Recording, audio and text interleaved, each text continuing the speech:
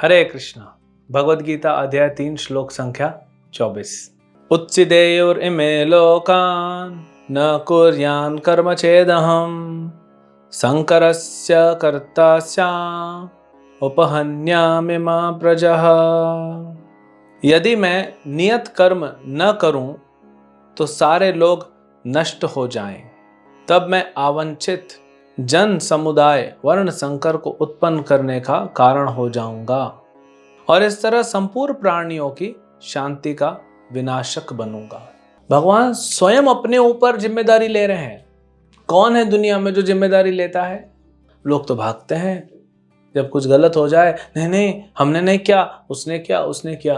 देखिए भगवान यहाँ सिखा रहे हैं। अब भगवान कहाँ जाएंगे, किसको बोलेंगे? तो भगवान बोलेंगे आखिर तो सुप्रीम लीडर तो वही है। तो भगवान हमको सिखा रहे हैं कि भले ही मुझे इस संसार से कुछ नहीं चाहिए, मैं आत्मा रहूं और न मेरा कोई ड्यूटी है, फिर भी मैं कर रहा हूं। क्यों? क्योंकि एक उदाहरण प्रस्तुत करने के लिए, समाज के लिए। तो किसी भी व्यक्ति को कुछ भी कर्म सेवा छोड़ना नहीं चाहिए, उसको उदाहरण प्रस्तुत करना चाहिए, ये भगवान बता रहे हैं। नहीं तो क्या होगा? वर्ण संकर होगा। जो वर्ण संकर होगा तो समाज में संकट हो जाएगा, और आज वही हो रहा है। होगा क्या? हो रहा है। वर्ण संकर क्या होता है? जब बच्चे जो पैदा होते हैं, अवांछित संतानें, अवांछित मतलब अनडिजायरेबल, मतलब अरे ये कैसा पैदा हो गया, इसमें कोई गुण नहीं है, इसके कर्म सारे गड़बड़ हैं, इसमें आसुरी प्रवृत्ति भरी पड़ी है, रजोगुण तमोगुण से, ये वर्ण संकर है। ये तब होता है जब पति पत्नी धर्म का पालन नहीं करते। ये तब होता है जब गर्भदान संस्कार नहीं होता। और आज समाज में, विदेशों में तो छोड़ ही दीजिए, भारत में गर्भदान संस्कार नहीं हो रहा है। तो जो भी उत्पत्ति हो रही है बच्चों की, चाहे स्त्री चाहे पुरुष, ये सब रजोगुण और तमोगुण से ग्रसित हैं। इसीलिए ना माता पिता कहते हैं बच्चों को पालना मुश्किल हो गया, क्योंकि रजोगुण तमोगुण इतना हैवी है। तो ये तो माता पिता का जिम्मेदारी है, धर्म का पालन करें। अगर माता पिता दोनों आध्यात्म में लगे हुए हैं, गर्भधान संस्कार हो रहा है, तो संतान भी सतोगुण वाली आएगी, भक्त जो होगा वही बनेगा। तो बता रहे हैं, नहीं तो वर्ण संकर। और आज देखिए पूरे संसार में क्या चल रहा है, सब वर्ण संकर हो रहा है। सब सारे के सारे क्रिमिनल, सब पाप में लगे हुए हैं। तो भगवान बोल रहे हैं कि अगर मैं नहीं करूंगा तो ऐसा हो जाएगा। लेकिन भगवान ने अपना उस उदाहरण तो प्रस्तुत किया, लेकिन हमने भगवान की मानी नहीं, भगवान की सुनी नहीं। भगवान ने जैसे कहा वैसे हम अपने संसार को नहीं चला रहे हैं। तो क्या मिल रहा है? ये मिल रहा है आज कहीं चोरी, कहीं मर्डर, कहीं रेप हो रहा है, कहीं युद्ध हो रहे हैं, कहीं कोई धोखा दे रहा है, कोई झूठ बोल रहा है। किसी पे कोई भरोसा नहीं कर पा रहा है। आज संसार की ये परिस्थिति हो गई है। कहाँ कौन किस पे भरोसा कर पा रहा है? पत्नी पति पे, पति पत्नी पे भरोसा नहीं कर पा रहा है। ये तो परिस्थिति होती है। भाई भाई पे भरोसा नहीं कर रहा है, माँ बाप बच्चों पे नहीं, बच्चे माँ बाप पे नहीं कर रहे, जनता सरकार पे भरोसा नहीं करती, सरकार जनता पे भरोसा नहीं करती। सारे देशों का यही परिस्थिति है, यह वर्ण संकर। और भगवान इसीलिए तो आते हैं इसको सेट करने के लिए।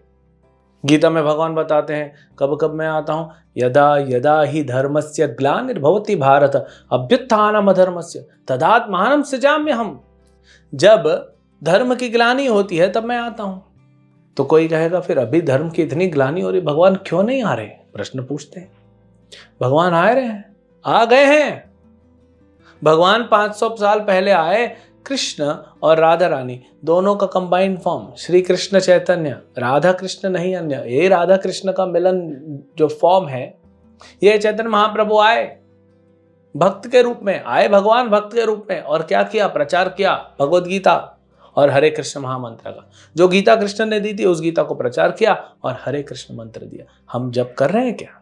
कलिकाले नाम रूपे कृष्ण अवतार। इस कलयुग में कृष्ण ने अवतार लिया है इस हरे कृष्ण महामंत्र के रूप में। क्या हम इसको स्वीकार कर रहे हैं? भगवान तो आ गए।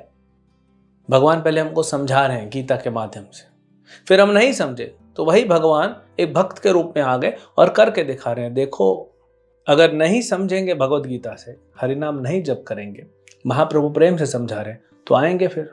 कुछ समय रुक जाइए, भगवान कल की आएंगे।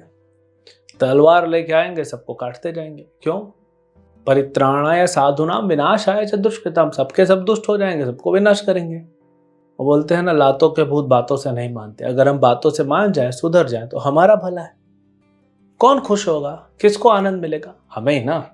भगवान हमारे आनंद के लिए तो सोच रहे हैं।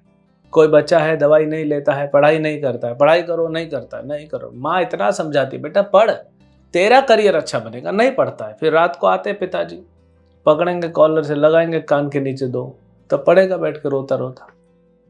ऐसा होता है ना। खाना नहीं खाऊंगा, माँ तो प्यार से समझाती है, कभी कभी लगा भी देती है 2-4, लेकिन पिता से जनरली बच्चे डरते हैं। तो भगवान बता रहे हैं हमको, यहाँ पे आते हैं हमको सिखाने के लिए। अब देखिए, भगवान जो करते हैं वो हमें नहीं करना है, भगवान जो कहते हैं वो हमें करना है।